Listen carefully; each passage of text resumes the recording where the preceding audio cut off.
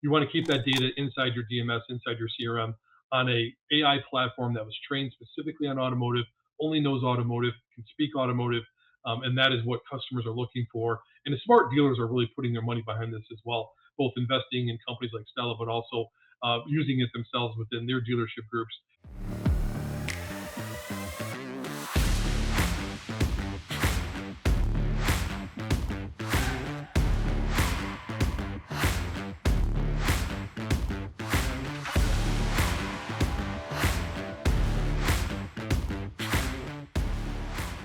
What if the future of car buying is already here? Today on Facts Not Feelings, we're diving into the world of artificial intelligence with the one and only Rich Sands, the CEO of Stella Automotive. We'll explore how AI isn't just changing the game, it's enhancing every interaction at your local dealership.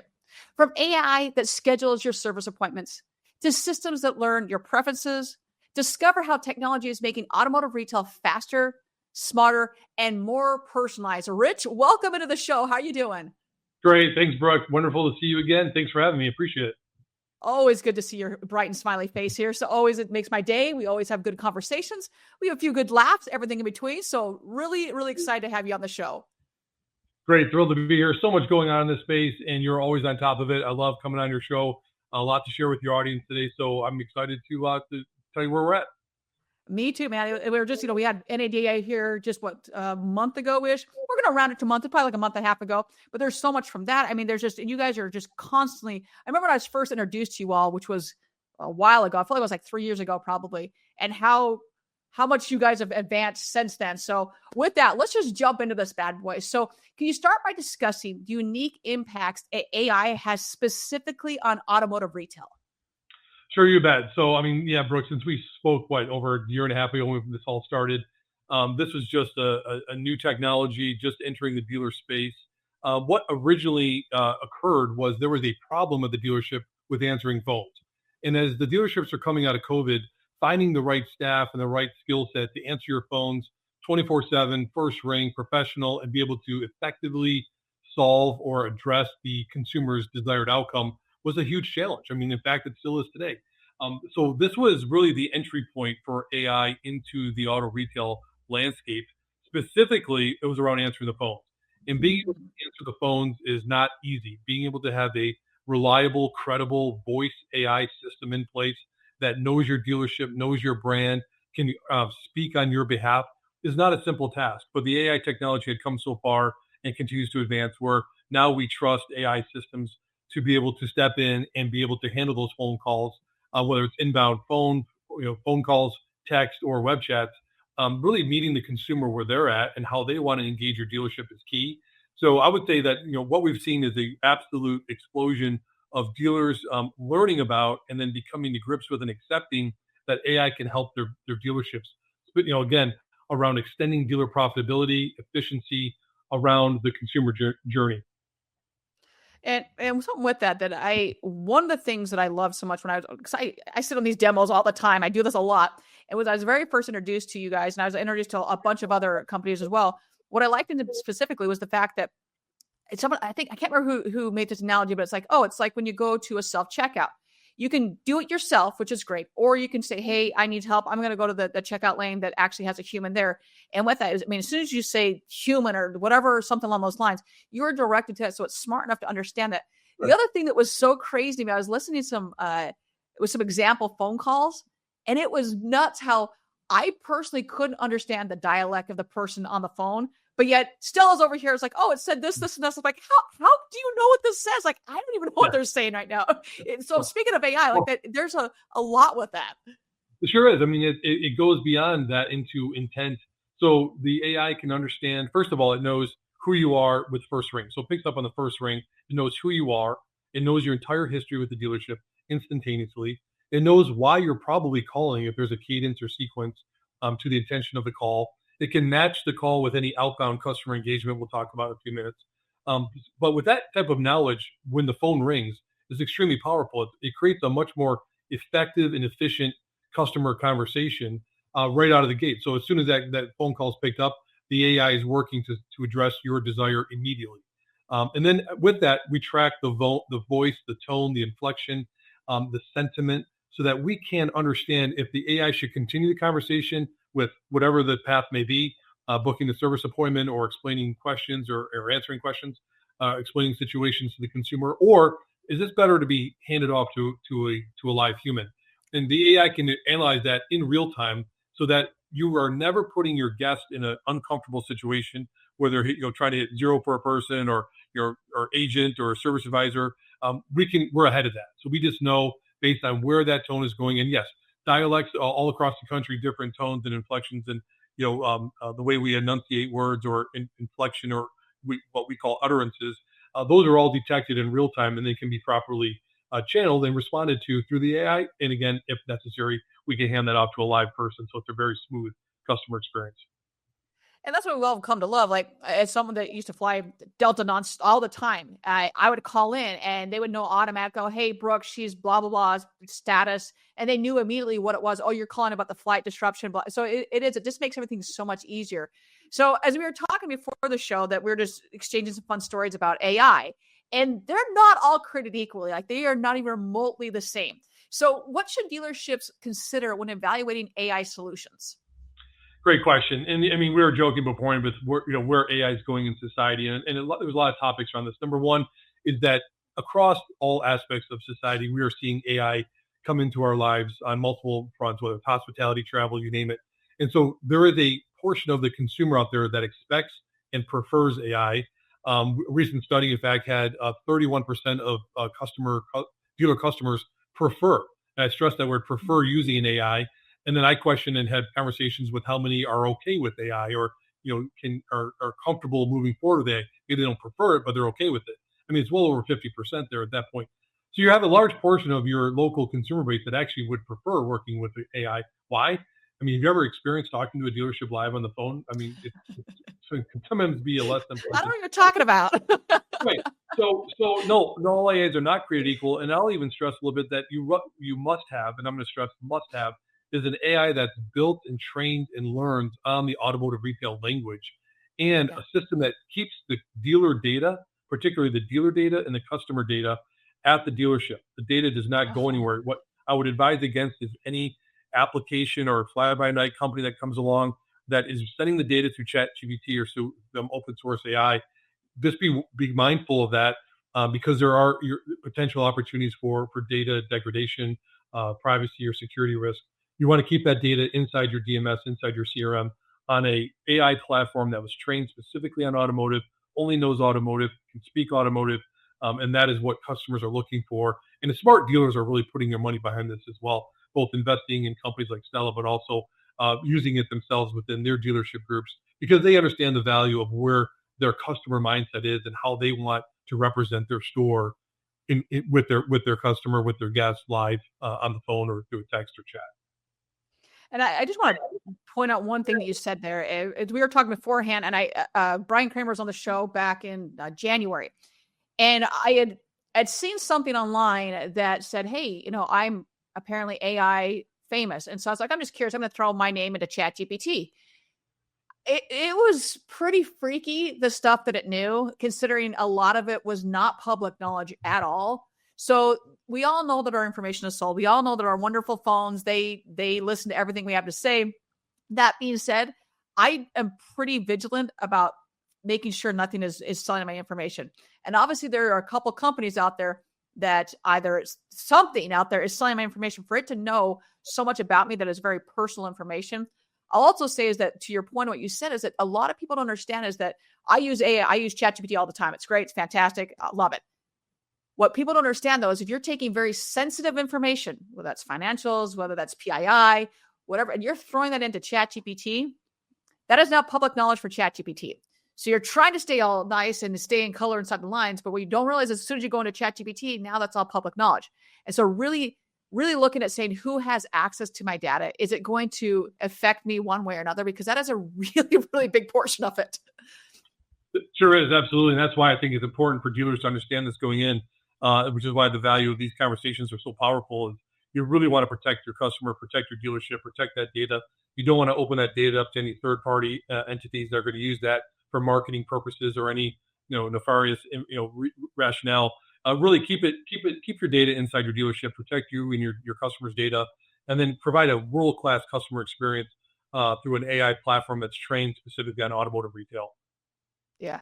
And that's what some people don't understand as well, is like our automotive industry. I love it. We have more acronyms than freaking NASA. So to try to take something that's used to being a medical, which they're all a lot of acronyms as well, and they're like, oh, come over to automotive. They're not the same. So if I say insert whatever acronym here, it can mean something different in automotive than it does in another industry. So it is Yeah. really key with that.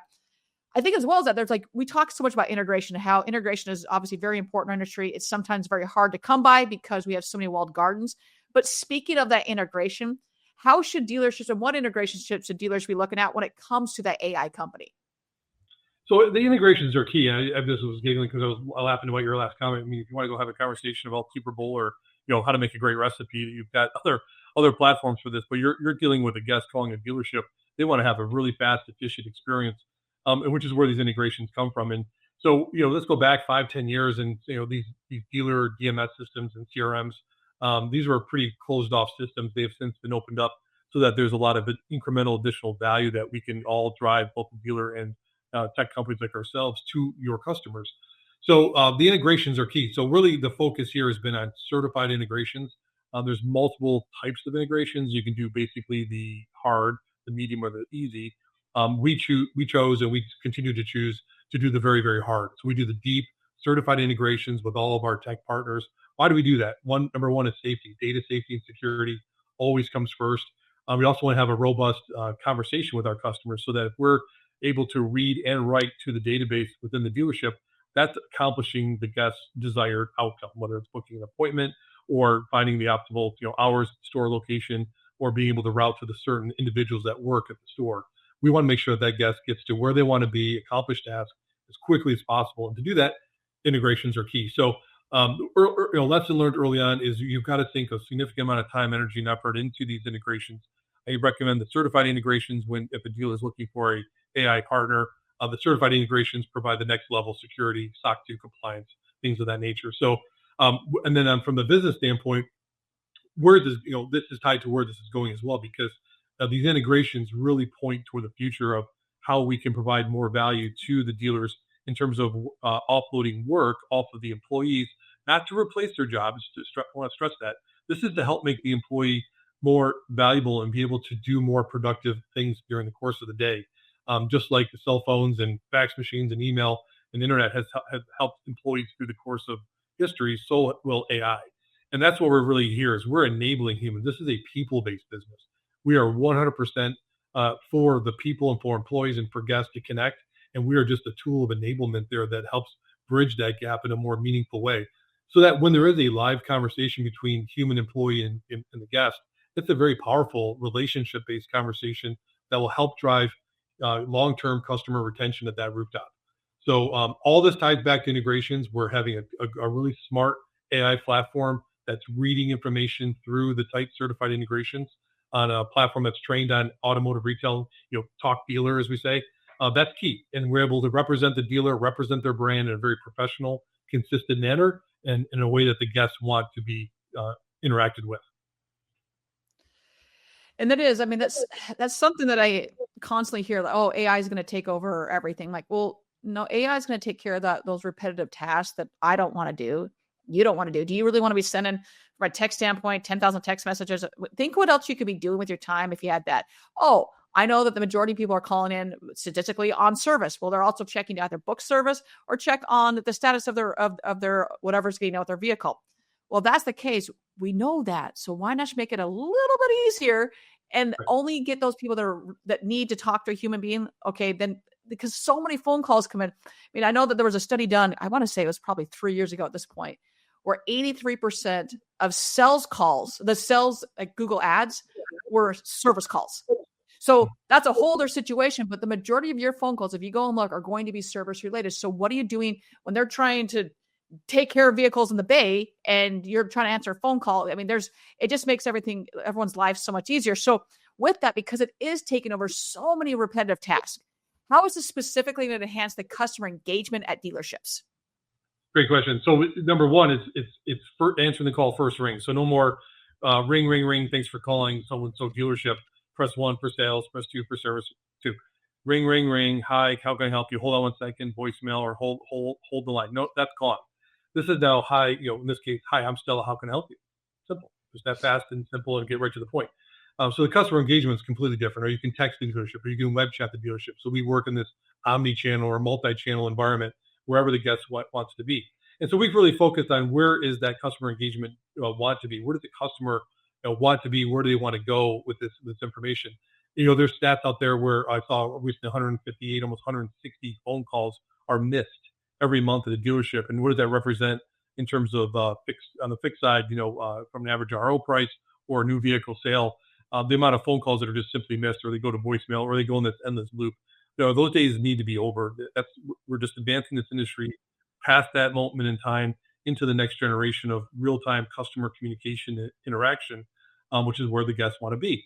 The other amazing stat is, dealers that spend a lot of money on BDCs, and we love BDCs, they work really well. But if you look at the mix between BDC and AI, in one case, we saw an extreme case of it, dealers spending over $10,000 a month on a BDC on month 1. They implemented Stella, and by the end of month 12, they're down to $164 at the BDC. So these are extreme changes where the AI is learning so much so fast that we can take those tasks on. But here's what's interesting. What did that BDC go do? Now that BDC, instead of answering inbound phone calls, they now took their time to make outbound phone calls to help drive incremental net new revenue for that dealership, whether it's a relationship-based call, or there's a promotional on the fixed side, or promotion on the sales side, or whatever that may be. But now they're free to go do those outbound calls, outbound customer engagement, that are very valuable, very powerful. So if you put the two together, you're now talking about a bottom line impact. This is for the CFOs of the dealerships. This is very measurable, very real, where the cost is coming out and the revenue is coming in, and the guests is having a better experience. So we see it as a win-win-win across those three fronts: dealer, customer, and from the AI standpoint, where everyone's having a better experience across the board. That's interesting you bring that up. So I've had this conversation more times I can count with, whether it's dealership, my own clients, or just dealerships or colleagues, about AI is advancing so quickly. By the time that we're filming this and recording this, by the time it releases, it's going to be outdated just because of how quickly everything is going. And the conversation was, well, we don't want to get rid of our BDC. We just are curious, there's all these AI tools out there. And I go, give it some time. This is just the gospel according to Brooke. By the end of the year, I do think there's going to be a tool that can do the majority of that, all that mundane crap. And I'm just going to call it crap, because all the follow-up stuff, hey, blah, chat, text, whatever that's going to be. And it frees the employee at that point, in this case, the BDC, to do exactly what you said. Hey, let's follow up on the stuff that actually matters. Hey, whether it's a new promo or whatever it may be. But I do think we are going to get at that point that what the current BDC, and I'll even say teams in general, sales teams, service, it's all going to look a little different. It's going to be more streamlined and more efficient than what it is right now, just because it is a little disjointed, where we're trying to, the CRM's telling me to do this and this and this, even though I've contacted the customer, I'm going to berate them with another 17 different things because the CRM told me to do that. Well, if you just have AI do it, the AI is going to be smart enough to know, hey, I need to do this and this and this, and I can get back to quality interactions with my consumer. So that's my own opinion, though, on that one. Yeah, spot on, right? That's where the AI is so powerful, where the AI learns faster, because it's learning over multiple data sets in real time, and that's more than most humans can do. But what the AI is doing is it's really prioritizing workload so that every employee of the dealership is doing the most valuable thing that they can possibly be doing at that time, and let the AI handle what the AI handles, which is, again, that mundane, repetitive tasks for now. We're seeing some movement into the moderate zone, but for the most part, we want to keep the AI in that type of quadrant, if you will, where just let us knock out the repetitive, mundane, so we can free your people's time up. Because, like you said, what employee wants to go to work every day and just do that repetitive, mundane stuff, work directions, hours, book service appointments? No, they want to go do other exciting, net new, valuable things for the dealership, grow the dealership, and help on the top line. So that's where we see this combination coming together. That's very valuable, very sticky. It's very, very low cancellation. A lot of people are using this and then building processes around the AI. Again, all around the customer journey. I've seen dealers try to use AI within the dealership processes, and really smart dealers are putting AI in around customer processes. So you're putting the customer first. A great individual we work with mentioned the term frictionless customer experience. probably used multiple places all over the industry, but that's really the goal here is how can we create a frictionless customer experience where the AI can, in representing the dealership, can interact with your guest, with your consumer, with your guest, your customer, when, where, and how they want to be interacted with to accomplish the desired task, whether it's new car, used car, CPO, F&I, warranty, recall, service, you name it, parts. We know what they need, when they need it, and the AI can coordinate the logistics of moving all those actions into the right sequence and executing those actions around a customer desired process. And that's where this is going. It's very exciting. It is happening every day. We were just joking before the show that when I see you at NADA next week, the whole probably be totally different. We'll have new things to talk about because it's moving that quick and you're there. But it's fun. It's fun. It's fun to see the industry accept and adopt this type of technology because they're seeing it the bottom line financially. It's very measurable, but they're also seeing it interacting with their guests. That the guests are having a better, more pleasant experience interacting with that dealership. And it is like I'll go. So last night I'd had an issue with Amazon. It happens, right? So I just get on Amazon's chat, and I never talk to a person. And unless I have to actually start chatting with a human being, like okay, I will do that. But the AI can take care of it so quickly. And as I say that, it just like takes me to my next question here is that considering that not just myself, but a significant portion and percentage of consumers would rather interact with AI for services like booking appointments, how should dealerships leverage this preference? So I'll use the term smart dealers. Smart dealers are not only leveraging it, they're embracing it and running with it. So the progressive dealers that really see the future where their customers are going are getting this in place. And what's nice is this is very configurable, Brooke. It's not all or nothing. You don't have to have the AI take over every aspect of your dealership. It's very configurable, so you can have the AI do just the tasks that you want it to do when you want it to do it. So if you only want, the AI to answer the phone at nights and weekends, no problem. Or if you want to have them handle certain topics, no problem. Certain topics that you may want to route to a person, we can handle that. We can set that up so it's a very fluid process from the time they call or they text or contact the dealership. So having a very configurable platform is key as well. You mentioned Amazon. So what they've done is they've explored all possible use cases for how and why would someone chat us. And this for everyone, for your audience, the chat Brooke and I are referencing is really the next generation of chat that's out there. This isn't the old chat where you sit there and type something and wait 15 minutes for them to come back, and it's probably some offshore contact center.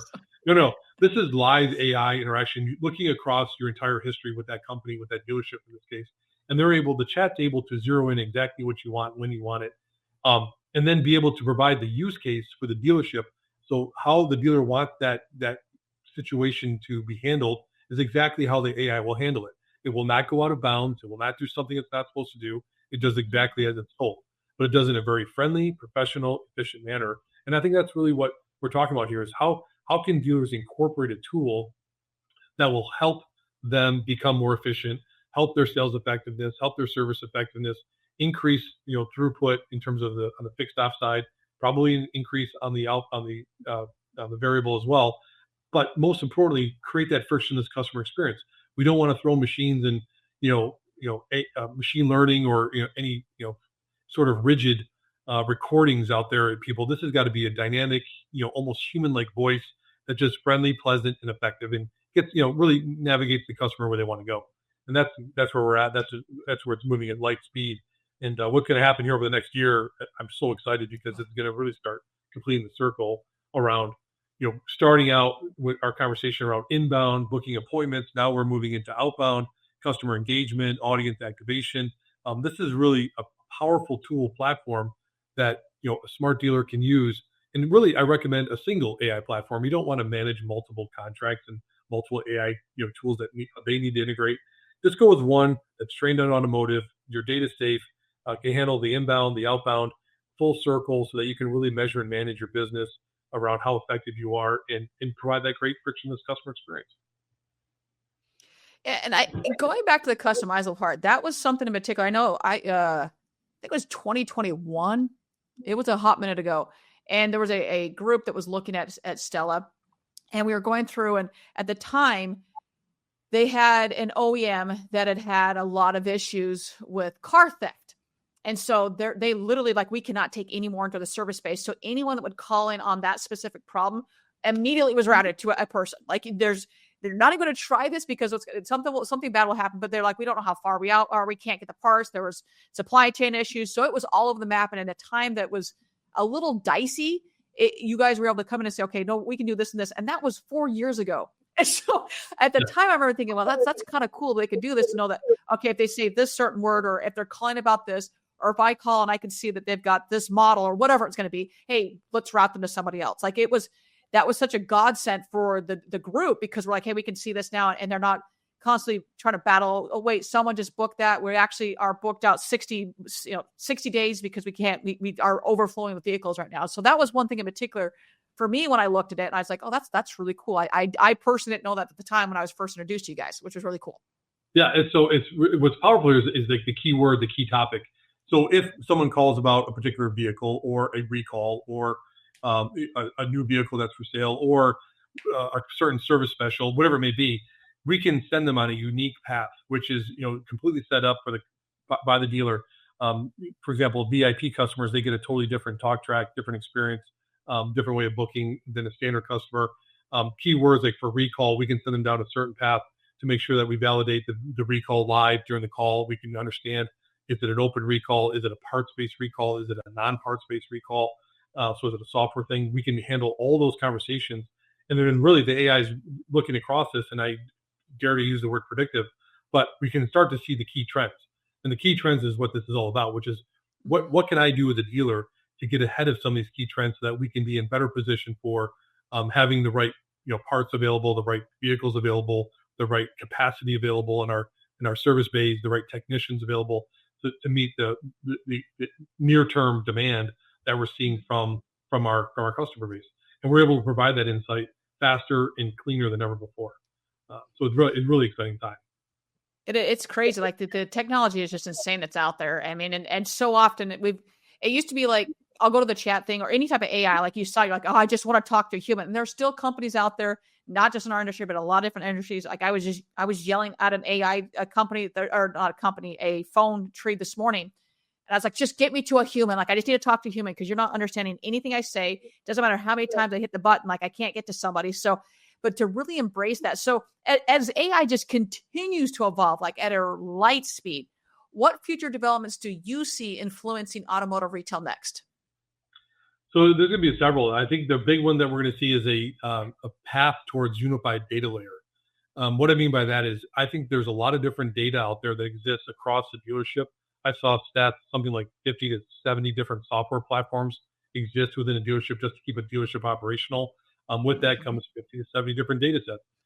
Then you've got, within a dealer group, if you're part of a group or part of a larger organization. So there's a lot of information that's flowing, into and out of a dealership. So being able to combine that data, whether through a CDP, CRM, absolutely critical. I think that you're going to see a lot of that happening here in the next, 6 months around this unified data layers, number one. Two is I think you're going to see the AI really become a go-to, sort of a power, employee, if you will, that can do it all. The outbound, the inbound, being able to track based on certain topics, being able to have live interactive workflow engines, all, making sure that no matter what, 24/7, the topic's being addressed. If it cannot be addressed, do we hand it off to a person? If we can't hand it to a person, it's an active dynamic voicemail system where based on the topic they left in the voicemail, we can route that voicemail to different directions, different people, and follow up on them as well. So I think you're going to see this, the AI elevate within the dealership in terms of how it's being utilized across fixed and variable. I think you're going to see it really start to penetrate across the F&I warranty, recall, parts space as well, so that it becomes that unified sort of customer-centric, all-knowing, assistant, so that the humans in the dealership can then have a much more meaningful conversation with their customer when they call or when they're standing with them in line. I mean, some of our feedback from service advisors is this has been great. When Stella, records the service booking, she captures a lot of valuable information, the full history. It's all prepared in the service appointment, so that when they show up, they do the walk around, and the service advisor now is not dealing with the phone's ringing off the hook. They're spending more time with the guest in the service lane, getting to know them, relationship, but also really spending more time on the vehicle and finding opportunities for them to service the vehicle further, increase the RO size, but really about that relationship. So if you look at it from a 30,000 foot view, AI is here to help the dealership, help the dealership employees uh, be better, do more, be more efficient, and also to help the guests have a better experience as they interact with the dealership, both online prior to getting into the dealership, whether that's text, chat, or voice, and then once they get in the dealership, being able to get through the dealership process, through the service process, constant communication, updates, real time status checks, so that the guest is always in the know. They're able to pay a couple clicks or through the AI platform. These are all fantastic ways that we can help streamline dealership operations using a tool that was built specifically for automotive. And I just do want to touch on a quick point here before we wrap up here, is that before you go and it doesn't matter if it's AI or not, but before you go and blame anybody, take a look and understand that when someone sets something up, whether it's an AI tool, whether it's a widget on the website, there's a process in place. Does it integrate with my people, process, and product? Okay, it does. A lot of times things can break, or something was put on the website or put into your processes that no one thought it through or had that conversation. So I just see it so often, especially because AI, while it's great, does definitely have a target on its back because, I'm not going to do that. Whatever the reasons are out there, is just slow down and understand. I called them the dealership. We'll use Stella at this point. I called them the dealership and I had a horrible experience. Okay. Is it because the process was broken? The process never set up correctly? Maybe the dealership, I've been on those calls where they say they're ready to go. And I see back in the background, I'm like, you're not ready to go. You're not even close to be going live, but you hit the go live button and you launch this. So it doesn't matter if it's AI or anything, just slow down. I too often, like I said, we will sit and villainize people when in fact we don't even have the full story. So just pump the brakes on that a little bit. If I could offer some piece of advice, especially when it comes to AI, because there are so many moving parts and integration into our industry is not the easiest. So understand the full concept, and make sure as a dealership that you've done your due diligence to ask those questions. And if you don't know, tap someone on the shoulder and say, hey, what other questions do I need to have the best success and set us up for success? And what we deem as success, have we done everything we need to do in order to have that? And I think that's something that gets overlooked way too often. Fully agree. And that's why I think the upfront configuration and spending time with your staff to understand how this is going to help. And it may change things. It may change pay plans. It may change process flow. It may change how you operate your dealership. But it's not for the worse. It's for the better. It's like, how do you bring this asset into your mix and make sure you use it as effectively as you can, so that your customers are pleased, your employees are pleased, you as the owner or the principal of the dealership, the general manager, you see the results. That's what's important. So I agree. We have to be very careful that we don't just shove this down dealers' throats, which we don't. We have to make sure this is a very calculated, well laid out, well thought out plan. In certain AI companies, which I'll have to say Stella is one of those, has an outstanding track record of working with dealers to understand what not to do and then what does work, so that when we get when we come to your dealership or we interact and you decide to go live, we know exactly what good looks like, and we also know what great looks like. And so we can work with you to help map those processes, the data points. And it's not a big technical lift. It's not a hard thing to do. It's just taking your time, like you said, to make sure that your people are on board, you're on board, you understand exactly what's going to happen, and then we can work together to create a better experience overall. So before we wrap here, last question for you is, what other thoughts, any other thoughts we haven't talked about how dealers can ensure they're maximizing the benefit of AI? Yeah, I think the one thing that right now the low-hanging fruit is being able to use AI to book service appointments. I mean, just the pure efficiency play there alone is worth it. We answered over 3 million phone calls last year in 2024 and booked almost just a little shy of that, over 2 million service appointments off the U.S. automotive retail industry. That's a significant workload that not one single human being had to pick up the phone and deal with that. But yet we drove those appointments into the dealership. Those are RO dollars, both warranty, CPRO. Those are real things that are happening right now. I think it's time for dealers to, if they haven't kicked the tires yet, kick the tires, get a feel for it. But make sure you understand what the dealership down the street's doing, and then how you can have a competitive advantage over your competition. And then two, I would really open up for dealers to understand how you can use an asset like this to generate net new income, net new revenue. And so there's the AI now is staged and ready to go with activating local customers who are not currently going to your dealership for service. They're going to an independent repair facility, or they're going to some other source for those repairs, where we know where they are, we know how they operate, and now we can connect with them at the right point in time and place to get them into the dealership for service, or if they're due on a certain cycle, positive equity, for example, on new vehicle. So a lot of the new things we can do to not just save money on the fixed side and generate new repair orders and service appointments, but there's also things we can do now to help you generate new vehicle sales and new service appointments from customers you may not have seen before that are in your local market that you can now get routed into your store. So I would say dealers, this is a great point in time and place. The technology is stable, it's robust, it's secure, it's proven, it's industrial grade, it's used by the largest car dealerships in the country. It's time to, if you haven't, give us a call and take it for a spin. I think you'll be pleased with what you see, and I think the bottom line results will speak for themselves, particularly around your guest experience. And that's something like my lease was up here a couple months ago, and I knew where I was going to go. Don't get me wrong. That being said, the place where I originally went to go get it serviced, it was a nightmare, and trying to schedule an appointment, nightmare. And now obviously and I'm getting bombarded with all of a sudden, oh, well, we want to get your lease. I was like, well, you screwed it up in the very beginning. If there was even a chance that I would have went back to you guys, that first interaction, and we all know this, sales does the first interaction, that repeat referral business comes from the service lane. It comes to, I screwed this up, because if we piss off the customer in the service department, statistically, they're not coming back. And so making that just more streamlined is, I don't know if you can put a dollar amount on that, because you're losing so much when you, the stats are out there of how many people don't come back after the sale. So, but with that, Rich, we are at the point of the show where we're going to be jumping in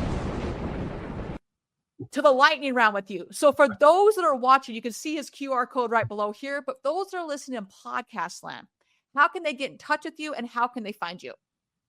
Well, just come out and see us at StellaAutomotive.ai.com. Email me anytime, rich.sands@StellaAutomotive.com. We're here to help, and we'd love to show you what Stella is doing for you today and where we're going in the future. I think it's going to be very impressive, and I think you're going to see some immediate results. All right, so the name of the show is Facts Not Feelings. So whether it's in your personal life or in your professional life, how are you distinguishing facts from feelings? For me, it's simple. It comes down to from the consumer point of view. So we really want to understand exactly how the consumer feels. And I think that's important for them to stay engaged with the dealership, with the brand, from an OEM or brand perspective, as well as the dealership perspective. I think we really need to focus more of our time around how consumers feel and what they're comfortable doing, and when and how they want to be contacted and interacted with.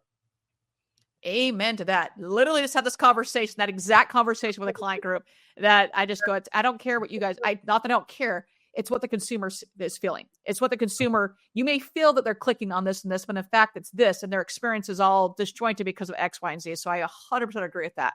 All right, let's round it out with, what is one thing that what most people wouldn't know about you? Well, from my one thing you would not know, so it's probably a lot, but one is I actually, despite my physical frame, enjoy running. I have a friend of mine that got me into running and jogging a long time ago. I think I've ran 9 marathons and some like 30-something half marathons. So again, you wouldn't know from looking, but it's one of my passions. I enjoy it greatly, and thanks to my friend back in Michigan who got me into it. So appreciate it. So I'm reading that, and we've known each other for a hot minute. I'm like, how did we not have this conversation? And maybe we did. I just don't remember it, which is very possible. But I was like, I used to be a super, super avid runner. I was running like 100 miles a week at one point, and then I had too many surgeries and what have you. But I was like, how did I not know this about him? That's because I don't look like a runner, Brooke, but okay. So I had a friend that was like, I would say he is the prototypical like linebacker look and feel. And so he decides to go run a marathon. I was like, okay, just so you're aware, this might be a little, like, I applaud it. He ended up running like 2 marathons, a couple half marathons. I was like, kudos to you, man. Like, that is, you don't have the frame of a runner. So I'm super impressed on that. I'll give you 2 ones. So the other one is I walked on football at Central Michigan University back in the day. I won't give you a year, but mid-90s, early 90s. So yeah, that was my other thing about me. So it was, more of a football player who in later life with, family and kids got into running. So that explains the non-runner physique. That you see. Dude, more power to you. Like I'm all for it. I definitely, I'm not supposed to run it. I do, but I'm not supposed to. But no, I miss it. Like anytime I can start running, I'm like, oh man, I just missed that. I can be at the gym and still get that high, but the runner's high, there's just nothing quite like that runner's high. So I'm right there with you. sheer pain or if it's a real high. But I agree. It's It's a little bit of both. It's a little bit of both. If you've ever done it, you know what we're talking about. Yeah, and now the older you get, like you don't understand that after every single workout now, especially after running, I come back upstairs to my apartment and I go straight ice bath. I give them an ice bath for 20 minutes and then try to get my inflammation out of my body. So yes, it is a definitely pain with this whole situation. A lot of pain. No denying it. A lot of pain.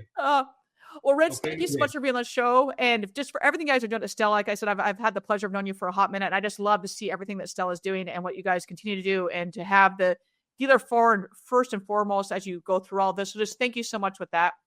And everyone, you know the drill at this point.